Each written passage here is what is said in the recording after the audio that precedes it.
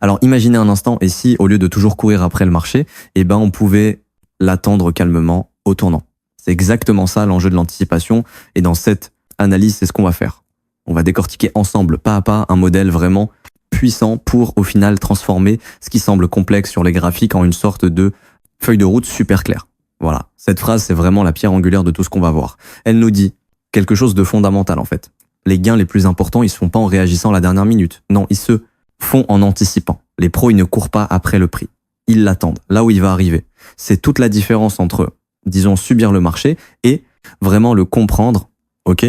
Pour que ce soit bien clair, visualisons un peu cette différence. D'un côté, on a l'anticipation. C'est quoi? C'est une approche méthodique, un plan de jeu bien défini. Et de l'autre, la réaction. Là, c'est une course souvent dictée par la peur ou l'avidité, où l'on essaye de sauter dans un train qui est déjà parti à pleine vitesse. Bref, d'un côté, on a la stratégie, et de l'autre, c'est un peu le chaos.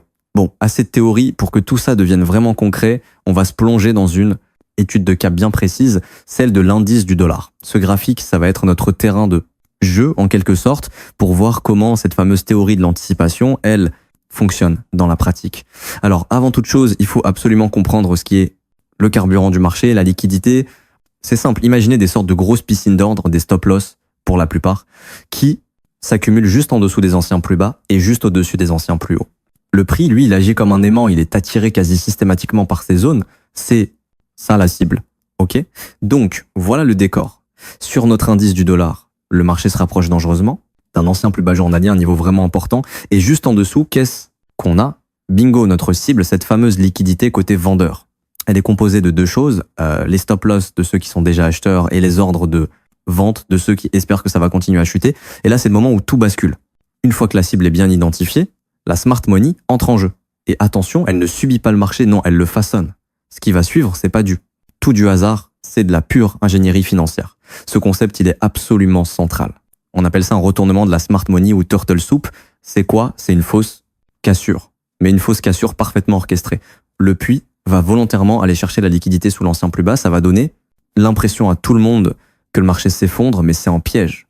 Un piège pour tous, les traders réactifs. Juste avant de repartir violemment dans l'autre sens. Regardons de plus.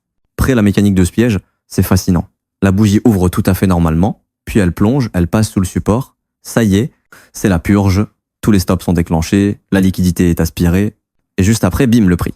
Et rejeté vers le haut avec une force incroyable et il finit par clôturer plus haut que son ouverture. Voilà, le piège vient de se refermer. Ok, donc le piège a fonctionné et après, eh bien, le marché ne repart pas n'importe comment. Non, très souvent, il va suivre un chemin, un schéma assez prévisible. C'est une sorte de feuille de route que la source appelle le modèle d'achat du market maker. Ce modèle, il faut le voir comme une pièce de théâtre en plusieurs actes. Acte 1, la consolidation, tout est calme. Acte 2, la purge de liquidité, c'est le retournement de situation. Spectaculaire. Ensuite, on a les premiers acheteurs qui entrent à faible risque et qui commencent à construire la nouvelle tendance petit à petit avec des plus bas de plus en plus haut. Et l'objectif final de toute cette manœuvre, c'est d'aller chercher la liquidité qui se trouve de l'autre côté du terrain de jeu, au-dessus de la consolidation de départ. Maintenant, comment être sûr que ce modèle est bien enclenché? On cherche des indices, des preuves, et l'une des plus fiables, c'est ce qu'on appelle l'inversion fair value gap.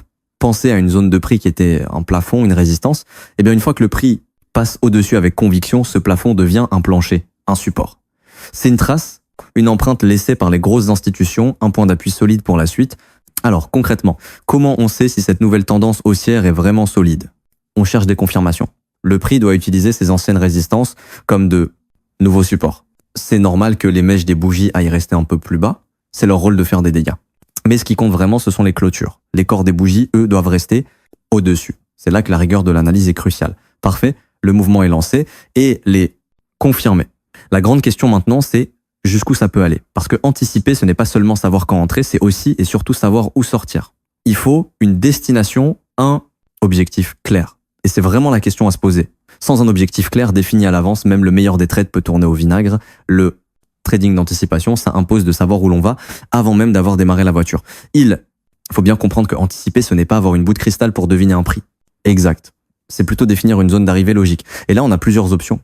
On a l'objectif conservateur, le fruit facile à cueillir, comme un sommet tout proche. On a l'objectif standard qui utilise des niveaux techniques et puis il y a la cible plus agressive qui serait de viser un retour complet au point de départ de tout le mouvement. Le choix, bien sûr, dépend de la stratégie et de l'appétit pour le risque. Souvent, la meilleure approche, c'est la plus simple, viser le fruit à portée de main. Et le modèle, Pure John Rivers est l'exemple parfait de ça. L'idée est simple, après avoir purgé la liquidité en bas, la destination la plus probable, la plus naturelle pour le prix, c'est le dernier sommet. Significatif. C'est un objectif qui est simple, logique et surtout qui a une forte probabilité de réussite. Ok, maintenant qu'on a toutes les pièces du puzzle, passons à l'assemblage. Comment on transforme tous ces concepts en un modèle de trading qu'on peut répéter encore et encore, surtout, et c'est important pour celles et ceux qui ne peuvent pas passer leur journée scotchée devant les écrans, eh bien, la source propose un modèle vraiment malin pour ça. C'est une stratégie qui n'est pas intraday, conçue spécifiquement pour être accessible. Elle ne demande pas de surveiller constamment le marché, mais elle est basée à 100% sur cette logique d'anticipation qu'on vient de voir ensemble. Alors, comment ça marche concrètement? Étape 1, on identifie une zone de liquidité clé. Étape 2, on attend, on laisse le marché faire sa purge. Ensuite, et c'est là toute l'astuce, au lieu de sauter dedans en pleine action, on place un ordre d'achat en attente au-dessus. Si le retournement a bien lieu, l'entrée se fait toute seule, le stop loss est déjà placé, l'objectif profit aussi. C'est un système qu'on pourrait appeler je le place et je l'oublie. L'avantage, c'est que non. Seulement, ça repose sur l'anticipation, mais en plus, ça enlève une énorme partie du stress et de l'émotion de l'équation. Et ça nous amène à un point qui peut être le plus important de tous. Les schémas techniques, c'est une chose. Mais le vrai jeu, le jeu intérieur, c'est la maîtrise de sa propre psychologie. Le succès sur le long terme, il vient pas seulement de la capacité à lire un graphique, il vient de la capacité à se maîtriser soi-même. Cette métaphore de l'élagage, elle est vraiment très forte. Devenir un trader qui gagne sur la durée, au fond, c'est un chemin de développement personnel. Le but, c'est d'identifier toutes ces branches mortes qui nous pompent notre énergie, notre concentration, ses mauvaises habitudes, ses peurs, ses doutes, et de les couper. C'est un travail qui se fait à l'intérieur.